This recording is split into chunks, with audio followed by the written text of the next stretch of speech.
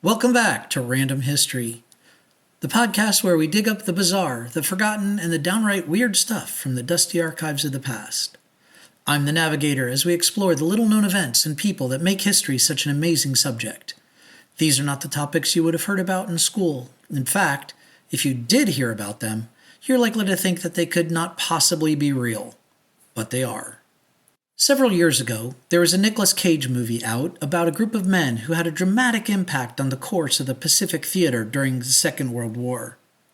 Unfortunately, Windtalkers focused more on Nicolas Cage's character instead of the actual heroes, the Navajo Code Talkers, who deserve to be the central point of the film. Today, I will discuss some of these heroes in the Pacific Theater, the real Code Talkers. When you think of World War II, images of tanks rolling across Europe, or planes dogfighting over the Pacific, or the massive bombing raids on German cities and factories, those might come to mind. But tucked into the massive conflict is a quieter, less flashy story, one of ingenuity, resilience, and a language that totally stumped the enemy. The Navajo Code Talkers, a group of Native American Marines, turned their native tongue into an unbreakable code that helped the Allies win the war. Their story isn't just about military strategy. It's about a people who'd been pushed to the margins, finding a way to save lives and prove their worth on a global stage. The roots of the Code Talkers stretch back to a time before the war, when the Navajo, or Diné, as they call themselves, were fighting battles of their own. Living on a sprawling reservation across Arizona, New Mexico, and Utah, they'd faced decades of U.S. government efforts to erase their culture. Boarding schools forced Navajo kids to speak English, punishing them for using their own language. By the mid-1940s, many Navajo families were just barely scraping by, caught between tradition and a world that didn't seem to want them. Yet, it was this very language, suppressed for so long, that would become our secret weapon. The idea started with a guy named Philip Johnston. He wasn't Navajo himself, but he'd grown up on the reservation as the son of missionaries. Johnston knew the Navajo language was complex, full of tricky sounds and grammar that baffled outsiders. He'd also heard about how Choctaw soldiers used their language to confuse the Germans in World War I. When Pearl Harbor hit in 1941 and the U.S. plunged into the war, Johnston pitched his plan to the Marines. Recruit native Navajo speakers to create a code the Axis powers just could not crack. At first, the Marine Corps brass were skeptical. Could a language with no written military terms really work? They decided to give it a shot. In early 1942, the first group of 29 Navajo men showed up at Camp Elliott in California. They weren't your typical recruits. Most were young, some barely out of their teens. They were raised herding sheep or farming in remote corners of the reservation. Guys like Chester Nez, one of the original 29, had grown up speaking Navajo at home, but learned English in those harsh boarding schools. They weren't just bilingual. They were tough, shaped by a life that demanded grit. The Marines put them through boot camp, then handed them a wild task: invent a code from scratch using their Navajo language. Here's where it gets interesting. Navajo isn't just hard to learn. It's unwritten, passed down orally, and packed with sounds that don't exist in English or Japanese. The Code Talkers built a system that was part dictionary, part creativity. They assigned Navajo words to military terms: Beshilani, or iron fish for a submarine; Jesho, a buzzard for a bomber. For letters, they picked Navajo words starting with the right sound, like Sinil, or axe, for A. To keep it fast, they memorized everything. No code books to lose or steal. In tests, they transmitted messages in minutes, while standard encryption machines might take hours. Needless to say, the Marine Corps was sold. By mid-1942, the Code Talkers hit the Pacific Theater, starting with the attack on Guadalcanal. Picture this: a Marine radio operator hunched over in a muddy foxhole, bombs screaming overhead, relaying orders through the static. Next to him, A Navajo Marine, maybe 20 years old, grabs the mic, spits out a stream of guttural syllables that sound like gibberish to everyone except for his buddy on the other end. The Japanese, who had cracked every U.S. code up to that point, were stumped. They had linguists, captured radios, and later on, even Navajo POWs. But they never broke that code. The code wasn't just secure, it was fast, letting U.S. forces pivot in real time while the enemy floundered. A great example of this is Iwo Jima, one of the war's bloodiest battles. In February 1945, the Code Talkers were everywhere. 6 of them worked non-stop during the first 2 days, sending over 800 messages without a single error. Major Howard Connor, a signal officer, later said, "Were it not for the Navajos, the Marines would never have taken Iwo Jima." That's not hyperbole. In a battle where every second counts, their speed saved lives. They didn't just talk, they shouted coordinates, called in airstrikes, warned of ambushes, all while dodging bullets themselves. But it wasn't all glory. These guys faced the same racism Native Americans dealt with back home. Some white Marines didn't trust them at first, eyeing them as outsiders. And the work was brutal. Long hours, constant danger, and no breaks. Chester Nez remembered nights so cold his fingers stuck to the radio, yet he kept on going.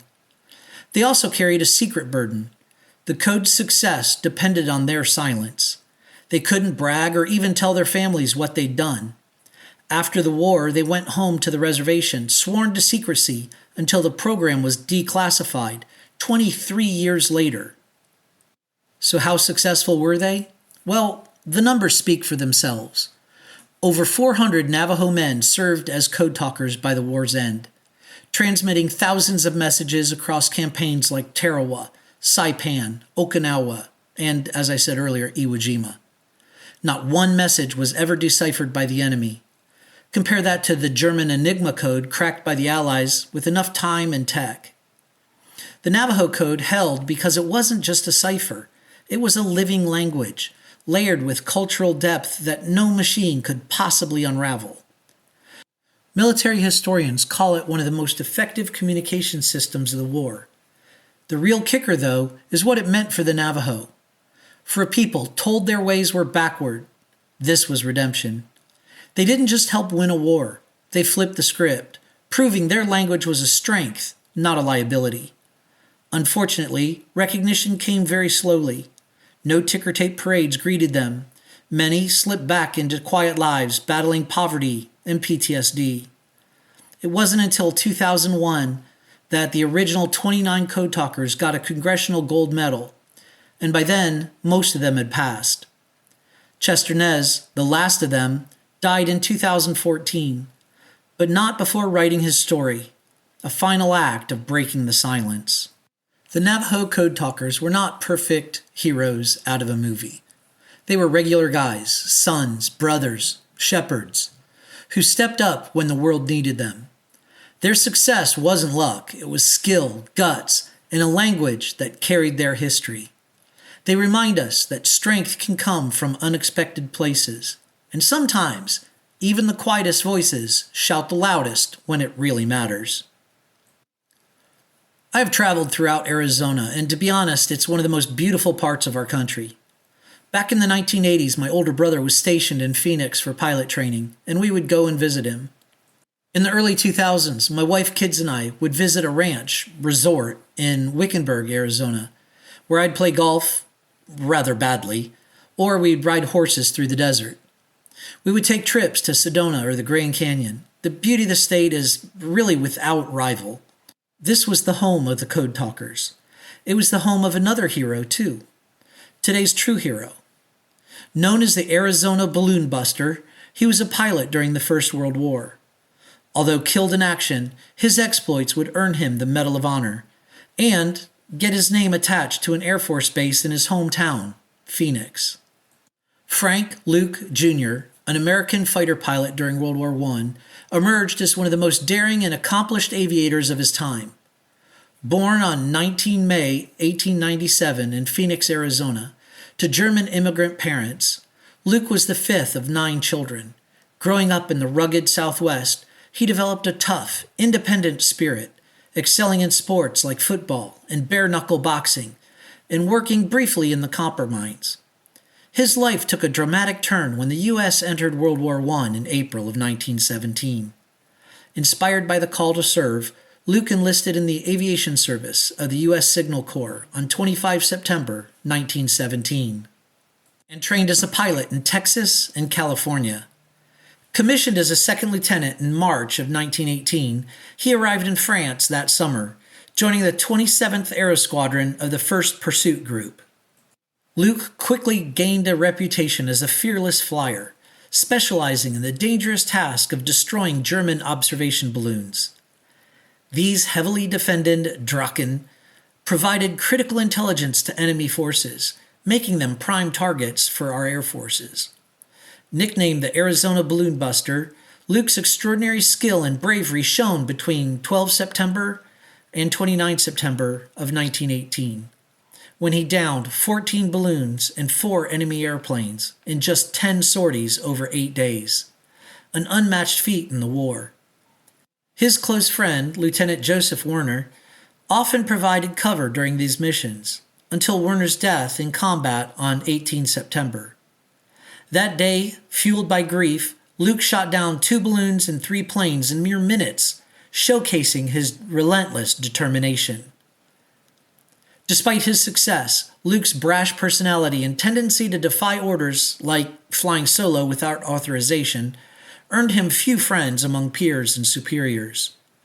His commanding officer, Captain Alfred Grant, once threatened him with arrest for going AWOL, only for Major Harold Hartney to intervene.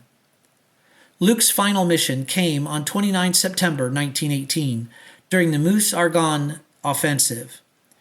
Ignoring orders, he took off from a forward base near Verdun to attack 3 balloons near Mervaux, France. After alerting a U.S. balloon company to watch, he downed all 3 targets, but was hit by anti-aircraft fire. Severely wounded, he crash-landed his Spad-8 near Marvaux, strafed German troops, killing 6 and wounding others. He then stumbled toward a creek. Surrounded by enemy soldiers demanding his surrender, Luke drew his pistol and fought until a fatal chest wound ended his life at the age of 21. Luke's body was initially buried by the Germans, but American forces located his grave in 1919. His extraordinary heroism earned him the posthumous Medal of Honor, presented to his father in Phoenix in May of 1919, making him the first U.S. airman to receive this honor. He also received 2 Distinguished Service Crosses and an Italian War Merit Cross. Luke Air Force Base in Arizona bears his name, a testament to his legacy as a top American ace, second only to Eddie Rickenbacker, who praised him as, quote, the most daring aviator and greatest fighter pilot of the entire war. Luke's brief but brilliant career reshaped aerial combat tactics and left an indelible mark on history. His Medal of Honor citation highlights his, quote, conspicuous gallantry and intrepidity above and beyond the call of duty, a fitting tribute to a man who lived and died with unparalleled courage. Lieutenant Luke's Medal of Honor is currently on display in the National Museum of the Air Force in Dayton, Ohio, one of my favorite places on Earth. His legacy also still lives on in Phoenix.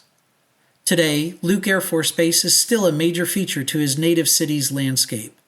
Currently, it's the home of 4 F-16 training squadrons and 3 F-35 training squadrons, both crucial to the air superiority mission of the United States Air Force. There's even a training squadron for the Singapore Air Force learning to fly the F-16. Anyway, this brings us to the end of another episode of Random History. I hope you enjoyed it and will come back and listen to future episodes. If you'd like to view the transcript or sources for this episode, click on the description. You can also make suggestions for future topics by clicking that same link or shooting us an email. As always, I want to thank Argos Media for producing Random History and to thank my wife for her continued support and inspiration. Until next time, make some history of your own.